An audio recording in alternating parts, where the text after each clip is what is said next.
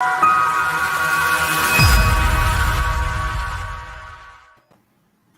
everyone, and welcome to this edition of Just Parlays. And a lot of people think that they know what they're talking about, but the gentleman over here to my stage left is none other than Chris King, and Chris is the king of parlays. Chris, welcome. Thanks, Always Jim. good to be with you. And let's talk a little bit about parlays. What are they, and what are the advantages of playing them? Well, parlays are a little bit deeper than a regular bet. Normally, if you make a bet, you pick one side in a game. In a parlay, you can string together 2, 4, 6. Some guys will go 12 or 15. Different games, different teams, different props, whatever. The upside is, hey, you got a whole bunch of action at once. The downside is you get a whole bunch of action at once. Yes. Yeah, the downside is you could pick 11 out of 12 games right and get the 12th one wrong and lose. That's not good. That's definitely not good. It's a trade-off. Some people really like the challenge, I guess, of trying to string one together. Yeah, and it shows, and you were talking earlier about picking, specifics, like, how many touchdowns you had. What was it? The story about this guy who got 7 people in a row. Right. There's a guy a couple weeks ago who picked 8 different players to score touchdowns in their respective games. And going into Monday night, the Buffalo-Tennessee game, he needed Stephon Diggs to score because his first 7 guys had actually found the end zone. So when Diggs caught the touchdown in the second quarter, he ended up winning. Turned $75 into it was right around $25,000. That's not bad. Yeah, you can't complain. It's great when you hit it, but if you don't, it can be a challenge. It can be a challenge. Okay. Well, I'll tell you what, without any further ado, let's get ready and start talking about college. You got a lot of college basketball and some football on the docket. Indeed, it's a busy week. For sure. Okay, here we go. We're going to go through the list right.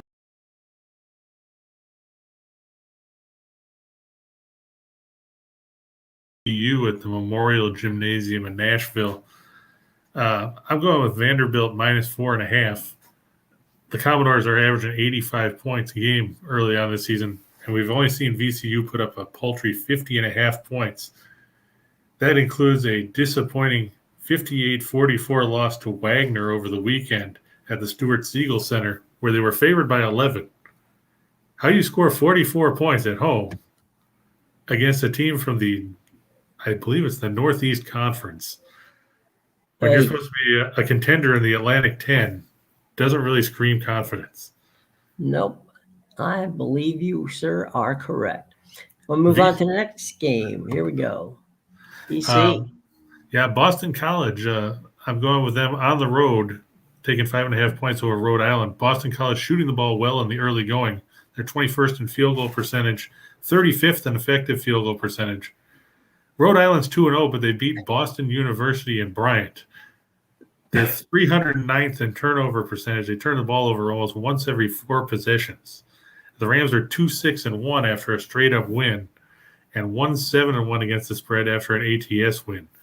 Rhode Island, sure, you play in the Atlantic 10, but you don't have Fats Russell anymore. You don't have Jared Roden. Who's going to step up for the Rams this season? Boston College, sure, they're a middle-of-the-road ACC team, but they're still capable of beating some teams, and Rhode Island just doesn't convince me right now. Rhode Island just isn't one of them. Yes. Yeah, okay. Take the points in the Eagles. Take the points and run. Okay, let's go to Frozen Pond.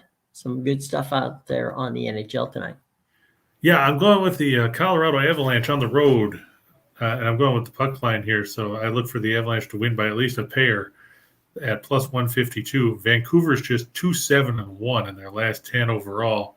The Avalanche 4-1-1 in their last 6. Vancouver's been outscored 19-6 in their last 3 games, and when these teams met just last week in Colorado, the Avalanche handed them a 7-1 loss. Colorado's 4th in the league in scoring with 3.5 goals a game. Vancouver's 27th by giving up 3.38 goals a game, and they're last in the league in penalty killing.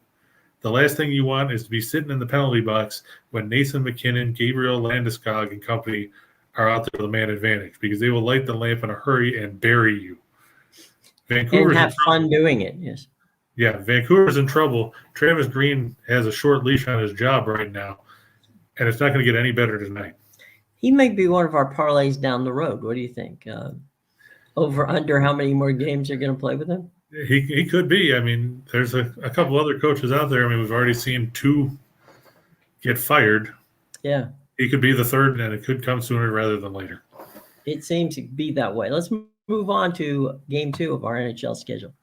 And it's the Hawks and the Kraken. Yep, and that takes us to one of those teams that fired their coach. The Blackhawks got rid of Jeremy Colleton. Now it's Derek King behind the bench. I'm looking for this game to go over 5.5 goals simply because neither team can stop the puck.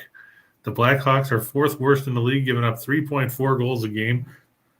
Sadly, the Kraken are one of the 3 teams worse than them. They give up 3.67 goals a night. Philippe Grubauer and Marc-Andre Fleury can't stop a beach ball right now, and I'm looking for this one to go over. After all, the Kraken have seen the over hit in 8 of their 11 games, with the number set at 5.5 this season. This has the makings of being a shootout in Seattle. It's funny with the Kraken. I know that when Vegas came out and had that really amazing, normally you don't see an expansion team turn around and make it to the finals. Right. But, George McPhee, who left the Washington Capitals and moved over to take over Vegas, pretty much built his team around Marc-Andre Fleury, who, of course, spent many years in Pittsburgh and has many Stanley Cups to his credit. So they built, according to George, he wanted to build everything from the back up. And it seemed to work for him. But unfortunately, the Kraken not necessarily having the kind of fun and luck that Vegas's Golden Knights saw in the first year. And actually continue. They're still a playoff team, to be sure. Yeah, don't get me wrong. Ron Francis is a great GM. He had a lot of success in his career as a player. He's had a lot of success in the front office. Mm-hmm. But he's got to get more production from Philippe Grubauer. I mean, Grubauer was a Vezina candidate last year in Colorado. He hasn't looked anything like that for him this year. Sure, it's an expansion team, but we're not talking about the Ottawa Senators of the 90s. Right, yeah. There's a lot of talent to be had because these teams have to give up guys that are probably second, third line players instead of, the dregs that teams like the Senators and the Lightning and the Sharks all had to draft back then. The rules have changed, and it's kind of balanced things out. It is. They have to step up. Absolutely. Let's keep going. Here we go. And that takes us to the flip side of that. While we're talking about it being a shootout, I'm going to take the Kraken at home because Chicago's 0-5-1 on the road. In their 6 games on the road this season, they've scored 11 times. The Blackhawks are 3-13 in their last 16 when their opponent scores 2 goals or less in their previous game. Chicago's lost 5 of their last 6 against Pacific Division teams, and they've actually lost 6 of their last 7 when they've had at least 3 days of rest. Normally, you'd think if a team's rested, they'd have the upper hand, but apparently Chicago doesn't care. It's just not – it doesn't make sense. But then again, when you look at the Blackhawks and you think about it, this was a team that won 3 cups in 6 years, and you look at the team now and it's like, what happened to those guys? You still have they're not there right now. So that's yeah. But the rest of the team is horrible. Yeah. It's funny. When you sit down and do your analysis on the different sports, what are some of your suggestions to those people who bet on hockey? When you bet on hockey, you really want to look at some of the key numbers. You want to see how this team performs it, wherever, if they're on the road, how they perform on the road as compared to home. You want to look at who the goaltenders are, because if you're playing a backup goaltender over a starter, you also want to look at, how they perform on special teams, because some of these teams, like we said, Vancouver is terrible on the penalty kill. Chicago can't score on the road. You have to look at all the factors here, but those are some of the key ones that I always look at, especially when it comes to goaltending or what kind of trend we're seeing these teams on. Toronto, we talked about that yesterday. They had won 8 out of 9 I told you they'd beat Nashville at home. Jack Campbell posted a shutout. They win 3-0. Mm-hmm. These are all things you have to consider. Florida, we talked about the Islanders being gassed yesterday. And like you said, Barry Trotz hopes that his team can score 2 goals and win. They gave up 4 in the first period. They got run out of the arena. They lost 6-1. The plus for Barry Trotz, you finally get to go home and play a home game Saturday against the Flames.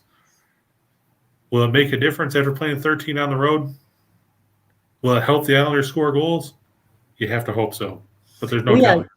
The funny thing, too, about that, right, is a lot of people are like, well, you get to go home and you're going to be in front of your home crowd, which is true. There's no question about it. But they're also going into a building they've never played in before. That's correct. So you've got the fact that, these are our fans at home, right? But I don't know the ice here. I don't know how the puck bounces off the boards here. I have no clue. So in some regards, it's great to have the home folks, but it's also a bit of a problem when you haven't really, skated competitively on the ice that's going to be supposedly yours. Yeah, because now you have no advantage over, Calgary's coming in there. They're playing for the first time there, but so are you. So like you said, there is no home ice advantage, so to speak, other than the crowd. And if you fall behind early, we all know how New York fans can turn at the drop of a hat. Just ask the Jets. Traditionally, Islander fans too. Yeah, they have a tendency to, just not lay out in that regard much at all. But one other quick thing with regard to, do you factor in any way penalties? The penalty kill unit, the penalty, can they kill the penalty? Can they shoot do they score, more than 35 to 40% when they're on the PK? Oh, yeah. I mean, you have to take that into consideration. I mean, especially if, say, you're playing Edmonton. Edmonton is deadly on the power play. They're converting better than 40% with the man advantage with guys like McDavid and Draisaitl on the ice. Mm-hmm. Can you afford to go to the penalty box multiple times and avoid getting burned? If you're a team like Vancouver, who can't stop anybody anyway, you can't afford to go down guys. The Islanders right now, they can't afford to go down guys because they don't score.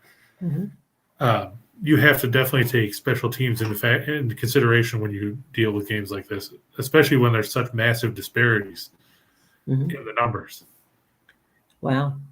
And to what extent does playing, we were talking about back-to-backs, right? That's got to be brutal on hockey players. Oh, for sure. And that's why you tend to usually see the backup goaltender get slotted in against whatever you perceive to be the weaker team. Right.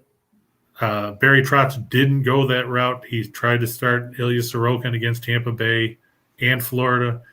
Didn't really pan out. Sorokin got chased after one period yesterday. Right. But yeah, especially if you play a physical team who's going to bang you around, it's definitely going to take a toll. And you have to it really comes down to how the coach limits the minutes. Mm-hmm. You get your star guys out there, you're going to want to have them out on the ice, but can you run the risk of them being gassed in a close game late and potentially giving up an odd man rush that cost you the game? You would hope not, but it does indeed happen. Tell you what, we talked about the hardwood in the college ranks. Let's move over to the association. The Indiana Pacers. I'm taking them -6.5 over the Pistons in a Central Division battle. If you've watched Detroit this year, I'm sorry. They're last in the league in scoring. They're last in the league in field goal percentage. They're last in three-point percentage. On the flip side, they're last in field goal percentage defense. And they're last in three-point field goal percentage defense. It's like John McKay used to say, our offense couldn't move the ball, but on the same token, we didn't stop them. Right. That's the Pistons. Indiana's got Malcolm Brogdon. They've got Domantas Sabonis. They've got Karis LeVert. They're all healthy, which is a miracle for the Pacers, considering how injury-bitten they were last season. Indiana should have no problem covering 6.5 points. I know they stunk the other night against the Knicks, scored 2 field goals in the fourth quarter, and lost by 8. I don't see the Pistons holding anybody to 2 field goals for any longer period of time than maybe a minute and a half. And Indiana should win this one by double digits. You know, Chris, the funny thing about this is that we were talking earlier before the show that this is not your, bad boys Pistons, right? These are not the Right. physical guys. These are not. They don't have Isaiah Thomas in the backcourt setting everybody up. Well, Yeah, you those don't two, have Joe Dumars, you don't have right, Lambeer or Sally or right, Mahorn. You've got Cade Cunningham. Sure, he's the first overall pick. He only mhm, played 1 year of college. You're right, trying to rely on him as a go-to guy. You've got Sadiq Bey, who came out of Villanova last year. hmm You've got Jeremy Grant, who was a good role player, hmm but now you're trying to thrust him into a starting role. And they just lost Kelly Olynyk for 4 to 6 weeks with a knee injury.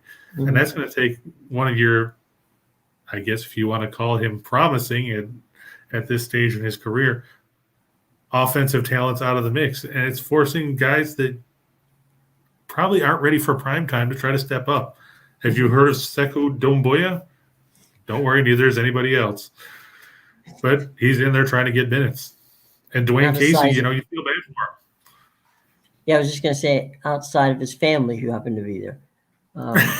They, other than that, it could be trouble. Let's move on. Yeah, we got OKC and the Yeah, Rockets. There was a day when this was quite a rivalry. right. And you think about it, and I know people will say Houston had beat Oklahoma City by 30 some points at the beginning of the season. What's Houston done since then? They lost every Early game. and often. Yeah. Houston is 0-8 on the road. 6 of the 8 losses have come by double figures. Houston's 27th in scoring offense, despite leading the league in tempo. They're 28th in scoring defense. So they like to run, but they can't shoot, and they can't stop anybody. The Thunder's won 4 of their last 6. In this series, the home team's won 8 of 10. I don't think Houston would be any better if they had John Wall, who's making more money than most people Then he should be. Yeah. for not playing. Right.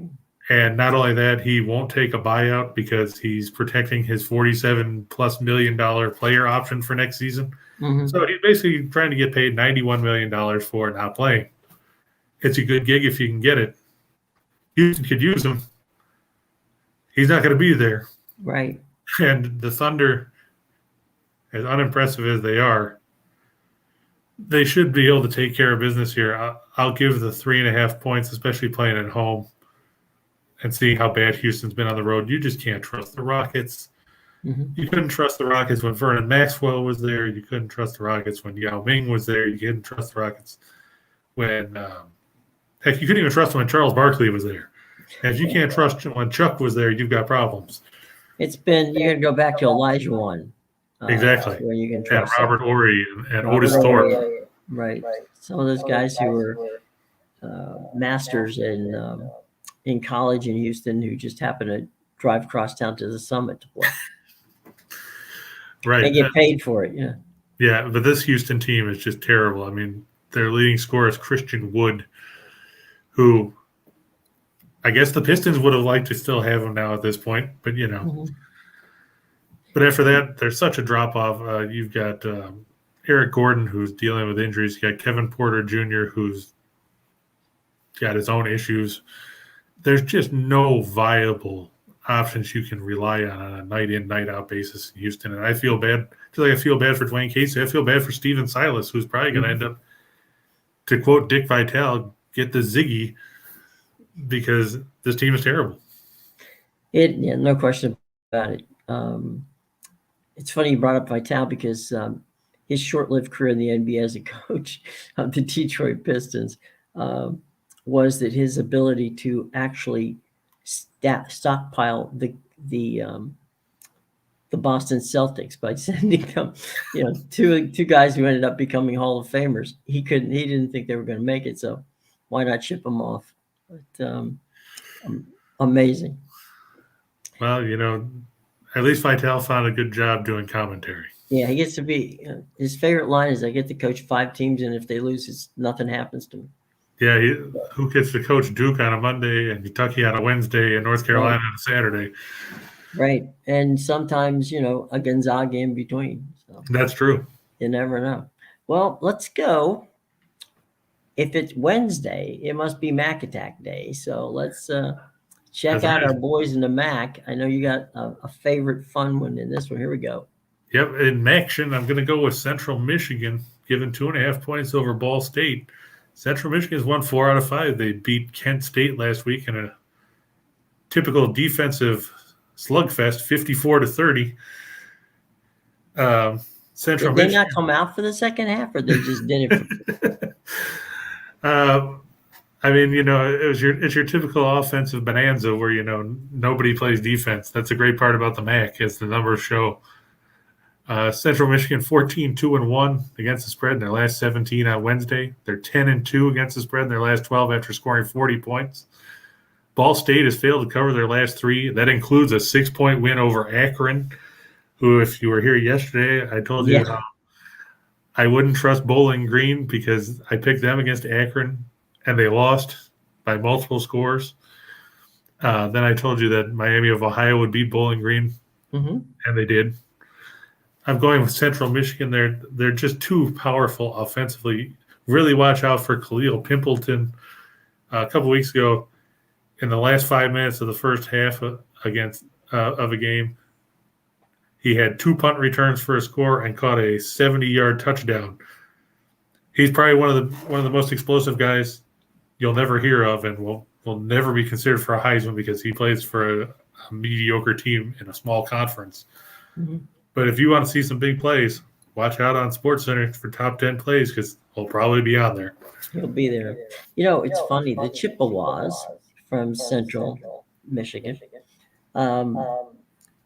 had a number of famous alumni, but one specifically, when we're talking about college basketball, was graduated, became a professor, and then when he was asked, he did some, play-by-play on Central Michigan, and then, lo and behold, decides that he gets a job with the Angels in 1962, and it's Dick Enberg. So Dick's a graduate of Central Michigan. He's a Chippewa, and had he not subbed for the broadcaster in the Central Michigan game, he may still be a professor at Central Michigan. Oh my! No my, what a guy! So good on the Chippewas. Good on our buddy Dick Enberg. So where are we going to? 2 for the money, huh? Yes, sir. And my top 2 teamers for tonight. If you don't want to go with the puck line with the Avalanche, take them just straight up at minus 160 over Vancouver. Like we said, Vancouver's playing terrible hockey. They can't keep the puck out of their own net. They can't play defense, and they're just terrible. And then I'm going with, like I said, Central Michigan over Ball State. Ball State hasn't covered their last 3. Central Michigan's on a roll. They'll get bowl eligible with a win tonight. And then for a second one, I'm going, like I said, Vanderbilt minus 4.5 over VCU at home. And in the battle of teams from the city of brotherly love, I'm taking Drexel minus 1 over St. Joseph's. Sure, St. Joseph's, they're 2-0. But in Billy Lang's first 2 seasons at the helm, they were 11-41. Not a good record. Taylor Funk might do some stuff for St. Joe's, but Cameron Winter from Drexel is going to be the one that runs the show here and gives the Dragons the victory. Oh, man. It's going to be fun to check that out. And I think that hopefully, yesterday the parlays looked pretty good. Let's see if we can keep up that track record.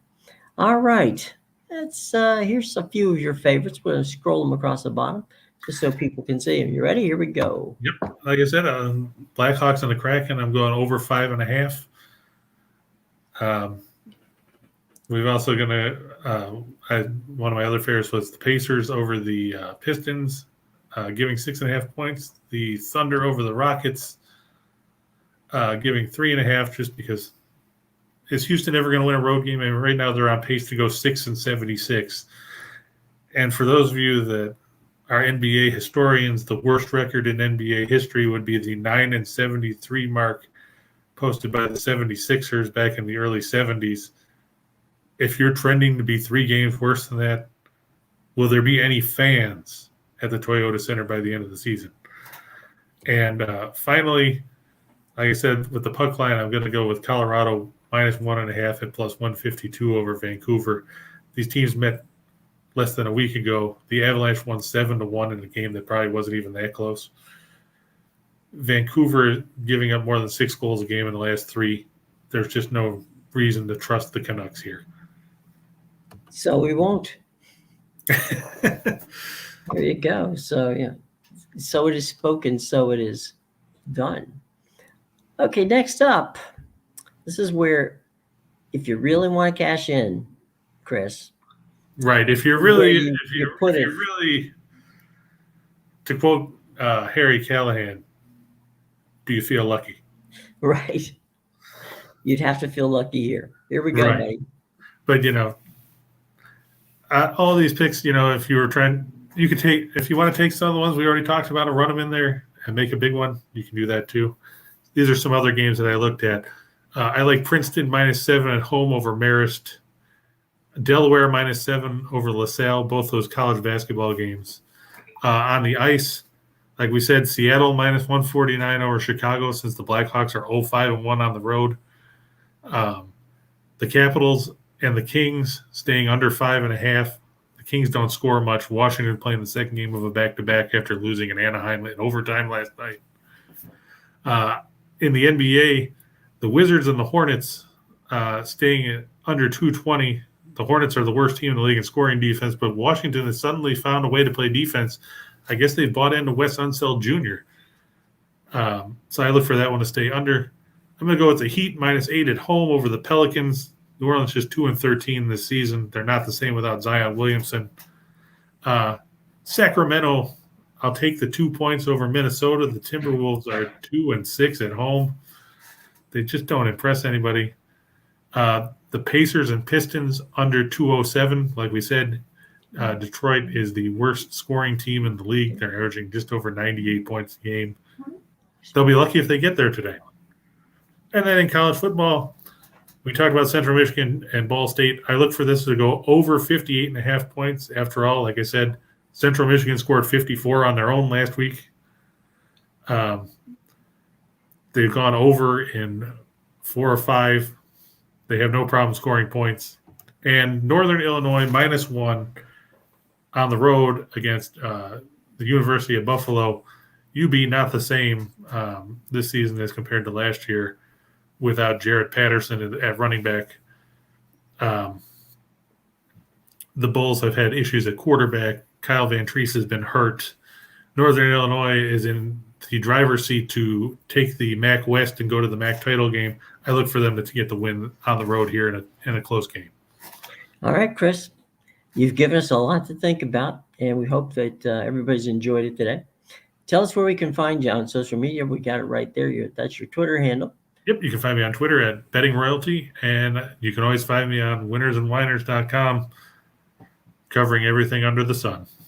Outstanding, my friend. We will see you tomorrow and hope that everybody has a wonderful and safe evening tonight. And hopefully you're going to do some parlays and come back tomorrow and tell us how much you won from what Chris has given you in the way of information. Until then, folks, goodbye, and we'll see you tomorrow right here on Just Parlays.